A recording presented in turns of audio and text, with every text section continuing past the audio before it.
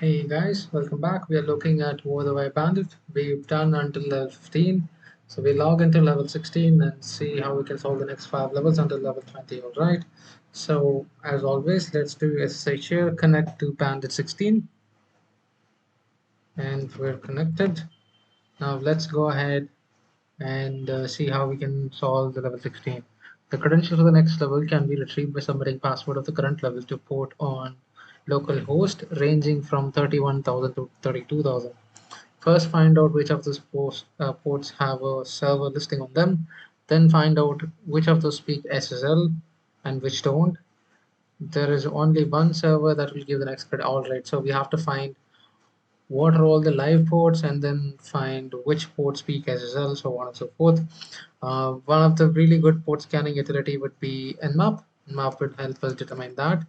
So let's actually move to /temp. Um, all right, so let's make a new directory called level 16. Move into level 16. All right. Now let's go ahead and do nmap dash p. Let's mention the range of ports that we wanted to scan. 31,000 to 32,000. What else? We are scanning against the local host. So 127.0.0.1. Let's see. So nmap is completed. So we have 1, 2, 3, 4, 5, ports that are active. And okay, so basically 4 of them are open, 1 of them is filtered. Now, what I wanted to do is let's actually, you know, grep for open, actually grep for unknown. Okay, now let's go ahead and do cut. I just want to save this in a different file. So let's cut this character and let's do, say this is a delimiter. Come on, dash D for delimiter and display field 1. All right, so what do we have? 1, 2, 3, 4, 5. So we have all 5. And let's redirect that and save it into a file called ports.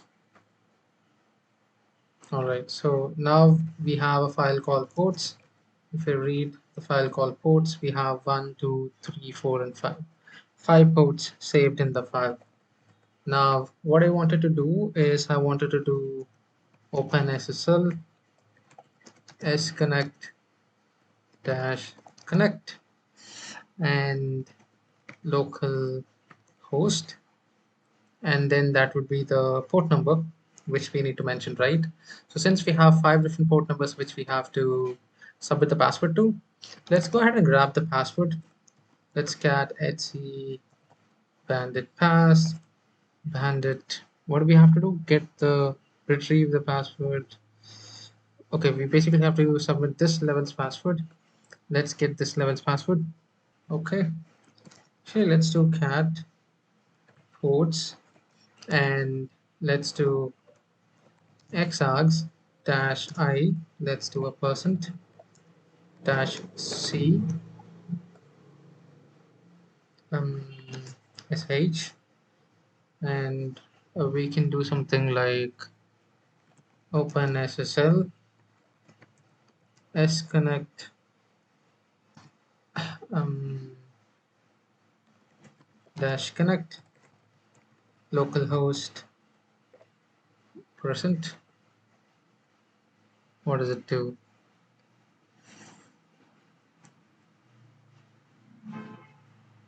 Xargs double help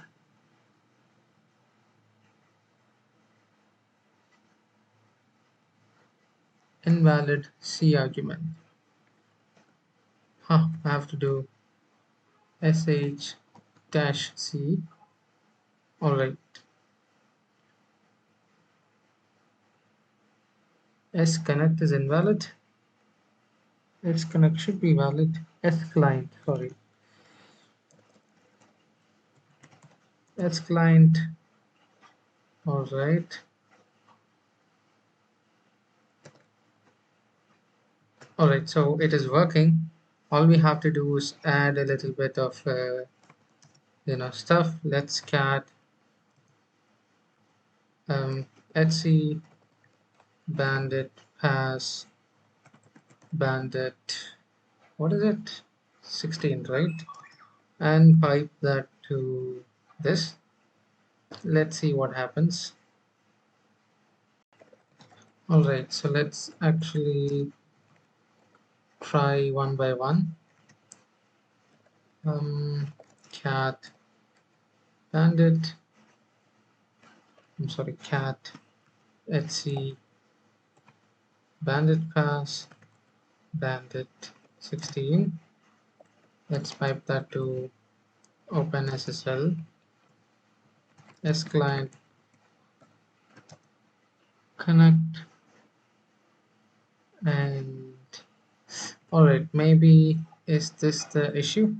Let's go back to the previous level, and we actually did find something like dash ign eof. Maybe that's what it is. ign eof. Let's see. All right, so that basically works. Okay, let's go ahead and take a look into what we've done. We're basically reading the ports. We took the results from nmap, saved it into a file. We're reading the ports. We're sending it to xargs. Xargs is, basically taking each line as an input, and then it is running the script. The shell script is basically cat etc bandit pass bandit 16, and then pipe that to OpenSSL and all of that stuff. And once you mention dash igneof, it's going to try again all of the ports, and once that is done, we get this correct. And then there is a private key. So let's copy the key, ssh.key, paste all that, save it. So we have it saved, ssh.key. And let's go ahead, ssh-i, ssh.key, localhost would be it, bandit 17 is the username that we wanted to connect. As it's asking bandit 17 local password. All right, so unprotected private key file. So we might have to change the permission for the key file. I'm sorry, ls-la. We can see it's redirect, read and read. So it should essentially be read and nothing else. So let's go ahead and do chmod 400 SSH key. Now the permission should have been changed. So it is only read. Let's do ssh-i, ssh key, bandit 17, localhost. It's given s, and then we are in. Alright, so that is done. Now there are two different files. Let's see how we can solve bandit 17 to 18. There are two files in the home directory, old and new. The password of the next level is in password new, and that is the only line that has been changed. So the difference between old and new is the password. So let's actually read both files. Password new, we have a lot of files. We have a lot of lines. Let's count the lines. We have 100. Cat password old. I think that's also about 100 different of them.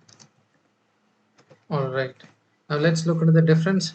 Diff is a tool that allows you to find difference between two files. Let's do password new, password old, and this is the difference. This is the old one. This is the new one. I'm sorry. Let's go ahead and see if we can log in. Let's do SSH Bandit 18 localhost. Just wanted to check Bandit 18 localhost. All right.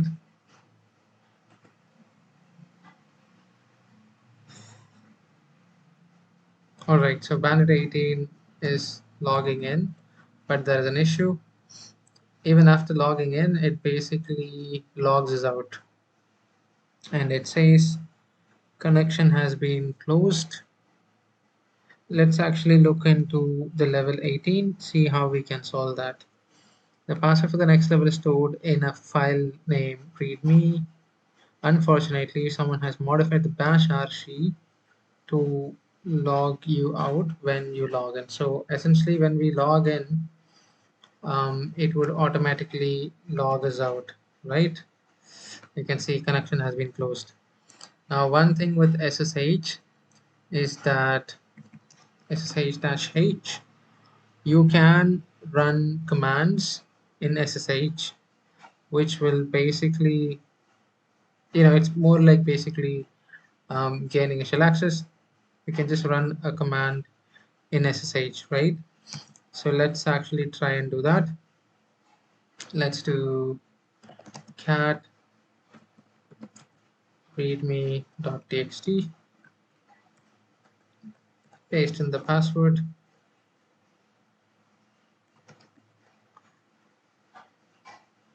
Come on, what is the password for Bandit 18? So this is the difference, is the password. Let's copy that and let's paste it. No such file or directory. Maybe we have to do /home /bandit18 /readme.txt. Maybe that's it. Paste in the password. No such file or directory. Is it readme.txt? It is just readme, I guess. Let me remove the extension. Readme, paste it. Yes, so that's what it is. So we are essentially able to execute command. Now, if you need a persistent shell, you can probably do a reverse shell from that, through which we can get a persistent shell. So let's copy this, which is the password for Bandit 19. So let's exit and let's go ahead and update our configuration file. All right, so what I want to do is yank this. I'm gonna save for the Bandit 19. Okay, so paste that. Let's change this to Bandit 19. Change this to Bandit 19. Delete the password. Put in the password for Bandit 19. And let's see if we can log into, Bandit 19. SSHR, Bandit 19. And then we are in. So we are into Bandit 19. And then there is a file. What is it? It is, okay, let me try and auto-complete that. Bandit 22. Run a command as another user. All right. So let's go to 19 to 20. To gain access to the next level, you should use SSHER binary in the home directory, execute it with the arguments to find out how to use it. All right. So it is essentially a SSHER binary. You can see it is owned by the user 20 and owned by the group Bandit 19, right? So essentially, when this is run by any member of the group of Bandit 19, it can do what 20 does, right? It has the same level of privilege because it is owned by group of 19, right? So let's go ahead and see what it can do. The example is you can just do bandit 20 do and run any command. So you can do like id, you can do who am I. You can see the who am I result is leaving as bandit 20. However, we are still bandit 19. That is because it is running as bandit 20. Now, since that is there, let's go ahead and do something like cat etc bandit pass, bandit 20. Okay, so we got the password for bandit 20. Let's exit out of that and let's go modify our configuration file. We yank it, paste it. Let's go ahead and put a comma there. And this has to be changed to bandit 20.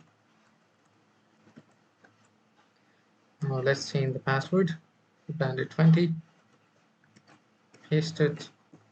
Now let's do SSHER to bandit 20. We are able to log into bandit 20. So let's see how we can move from bandit 20 to 21. There is a SSHER binary in home directory that does the following. It makes a connection to localhost on port we specify as command line argument. It then reads a line of text from the connection, compares it to the password in the previous level. If the password is correct, it will transmit the password for the next level. Alright, so let's see how this thing works. Okay, so in this case, they wanted us to learn job controls, but I just want to know if tmux exists. Alright, tmux exists.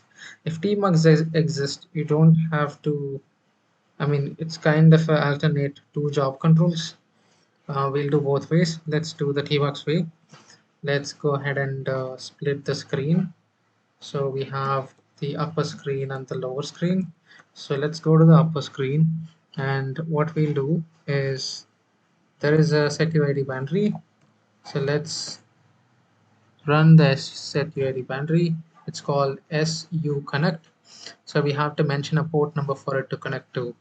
Let's try a random port number 1337. It says could not connect because the port is not open, right? So if you run an nmap scan against localhost, you can see only these ports are open, right? Now let's go to the lower terminal. Let's actually start a netcat listener on 1337. Now let's go ahead and run a localhost scan. Okay, maybe not. Anyway, 1337 should be open. So let's actually run su connect. Please let me know in the comments like what I'm missing. Probably not at the right mind. So anyway, /su connect. Let's do 1337. Okay, so connection established from 1337. Who am I? Okay, nothing actually happens. So we might have to paste in the password, for this particular level. So let's actually go read the password etc bandit pass bandit 20. Now if we submit this password, it should give us the password for the next level, right? Let's go to tmux su connect, paste in the password. What happens? Okay, so we have to probably paste in the password here, and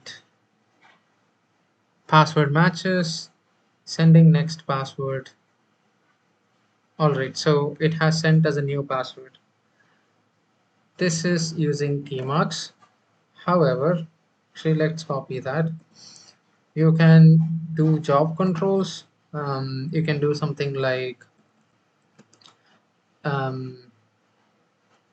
netcat and stuff like that. So let's actually do netcat dash lv np 1337 here, and let's background this process, let it keep executing, right? So netcat is listening on 1337. Now let's go ahead and do super user, su connect to 1337 and also background this process, right? Now that is done. If I do FG, we come back to netcat, um, and we have to, give in something. Let's say this does not cost, match the current password. So if we input the actual intended password, it will give us the correct password, right? So that's how it works. Kind of a job control stuff. Anyway, you can do it in tmux way if you wanted to. So let's go ahead and let's actually update the password for Bandit 21. Yank it, paste it. Let's go change this to 21, 21. Change the password hash to this. So that is the password hash of Bandit 21. We can verify that by connecting to Bandit 21. So we are able to connect to it. We'll look at Bandit 21 later in a different video. Thank you so much for watching. A subscribe would be an awesome.